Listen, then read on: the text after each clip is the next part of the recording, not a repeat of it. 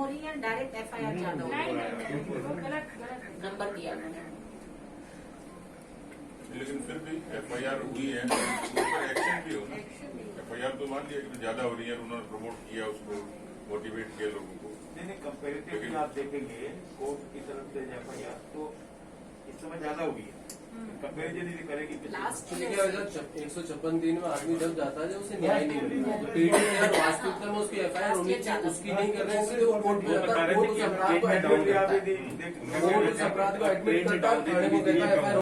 जागरूक समाज में है और इस बात से पूरे तरीके से अपडेट है कि राजस्थान इस समय, केवल हम नहीं कह रहे, नेशनल क्राइम रिकॉर्ड ब्यूरो कहता है कि अपराधों के मामले में सबसे ऊपर शुमार हो गया। महिला अपराधों के मामले में देश में दूसरे नंबर का ऐसा प्रदेश है जहां सर्वाधिक महिला अपराध हुए हैं।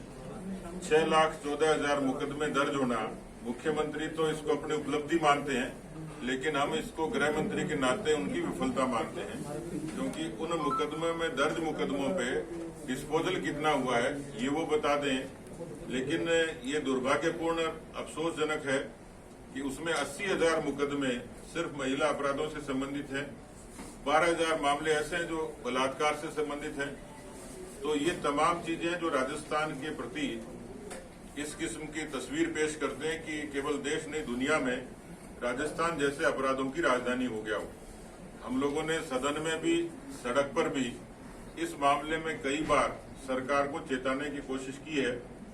राष्ट्रीय मानवाधिकार आयोग से भी गुहार की और उन्होंने डीजी और चीफ सेक्रेटरी को नोटिस तलब किया है। हमारे एक प्रतिनिधि मंडल ने हमारी राष्ट्रीय मंत्री जी के साथ में, जिसमें हमारे महिला सांसद और विधायक शामिल थे, उन्होंने भी महिला आयोग से भी, मानवाधिकार आयोग से, अनुसूचित जाति आयोग से, इन सब से इसके मामले में आग्रह किया था कि वो संज्ञान लें और कोई न कोई कार्रवाई इसमें संवैधानिक तौर पर करें। और इसी सिलसिले में आज उनका जयपुर आगमन हुआ है, महिला आयोग की राष्ट्रीय अध्यक्ष महोदया का। उन्होंने डीजी से मुलाकात की है और वो कोशिश कर रही है कि मुख्यमंत्री से मुलाकात करें, क्योंकि अनेक मामलों में चिट्ठी पत्री लिखने के बावजूद भी सरकार का रेस्पॉन्स अभी तक उनको नहीं मिला है। ये भी अफसोसजनक है कि 2.25 साल बीतने के बाद प्रदेश में महिला आयोग नहीं है। आमतौर पर इस तरीके की संवैधानिक संस्था का पीड़ित महिलाओं को लाभ मिलता है, उनको न्याय मिलता है। तो सरकार के पास इसका जवाब है तो दे दें कि 2.25 साल से प्रदेश में महिला आयोग का गठन क्यों नहीं हुआ, जबकि उनके घोषणा पत्र में स्पष्ट उल्लेख था।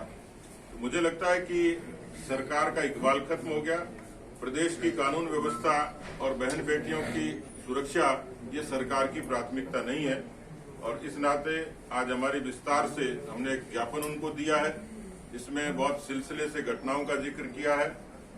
हमारे केंद्रीय मंत्री प्रकाश जावड़ेकर जी ने पिछले दिनों एक ट्वीट किया, जिसमें उन्होंने कहा कि मार्च के कैलेंडर में लगभग पूरे मार्च के महीने में कहीं न कहीं कोई न कोई इंसिडेंट पूरे प्रदेश भर में होता रहा।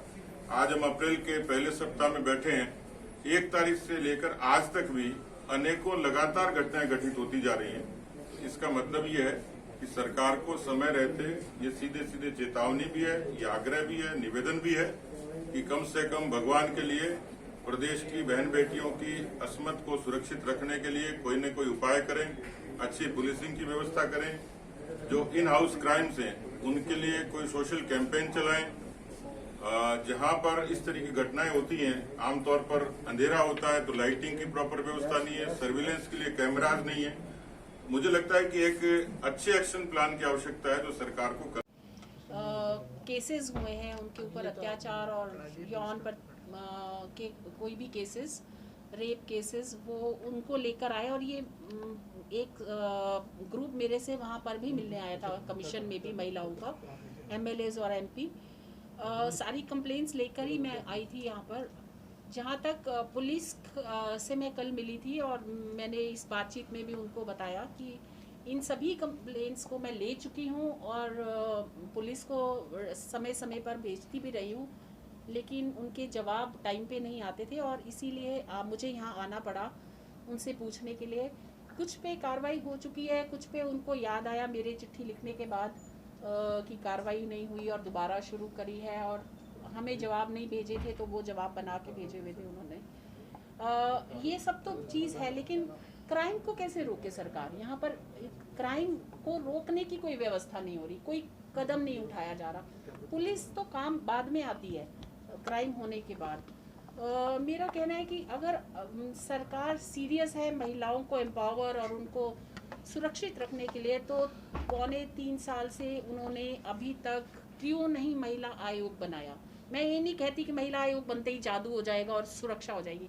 कम से कम लोगों को पहुंचने का एक और जरिया होगा कि कहाँ वो अपनी शिकायत पहुंचा सके, और उन शिकायतों पे वो हमें आने की ज़रूरत नहीं पड़ेगी, वो खुद ही अपने आप पुलिस से बात कर सकती है। महिला आयोग बहुत बड़ा काम होता है, अवेयरनेस के बहुत प्रोग्राम करती है महिला आयोग, समाज में जाकर सेमिनार, वेबिनार, ये सब काम करते हैं, लीगल राइट्स बताती है महिलाओं को। तो एक वो करना चाहिए, कुछ सुरक्षित बनाने के लिए कुछ कार्यक्रम करने चाहिए सरकार को, वो नहीं हो पा रहे यहाँ पर। इसी कारण से ये केसेस बढ़ रहे हैं। आपने समय मांगा है मैम, क्या मैंने समय मांगा है, उन्होंने मेरा नंबर, उनके पीएस ने लिया कि हम डायरेक्ट फ़ोन करके बुलाएंगे। मैं अभी वेट कर रही हूँ कि कब फ़ोन आएगा। मैं कल शाम तक हूँ यहाँ पर। अगर आप द्वारा भी वो मैसेज मिलेगा तो मैं चाहूँगी कि मैं मिलूँ एक बार उनको, क्योंकि मैं 2-3 चिट्ठियाँ लिख चुकी हूँ मुख्यमंत्री को, स्पेशली महिला आयोग के लिए, तो मैं उनसे बात करना चाहती हूँ। Madam, you have seen the presentation given by the police. Are you satisfied with that? The presentation was very good. No, there is no two ways about it. The presentation was good, but the presentation and the working on the ground are two different things. So yes, the presentation was good, and few steps taken by the police are also good. So I am not saying that police is not doing its duty, or if they are doing FIR, which they are saying it's free FIR, they should also work on those FIRs. Within the time limit, they should file the charge sheet, which is not happening. Ma'am जाती हैं, उनके जवाब नहीं आते हैं।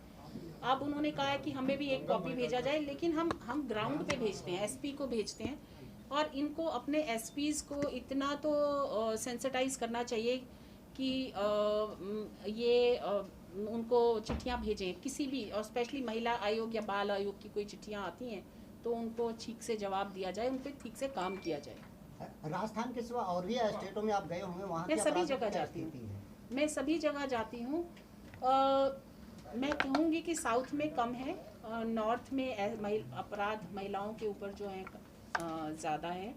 चाहे कोई भी स्टेट हो, कम ज़्यादा टाइम कौन से पे कितनी, किसी टाइम पे कहीं ज़्यादा हो रहा होता है, किसी टाइम पे कम, लेकिन हाँ सभी जगह है क्राइम। तो क्या कांग्रेस और बीजेपी की जहाँ सरकार वहाँ भी कुछ अंतर दिख रहा है? जहाँ नहीं, ऐसा मैं पॉलिटिकल जवाब नहीं दूंगी। ऐसा बात है कि यहाँ पर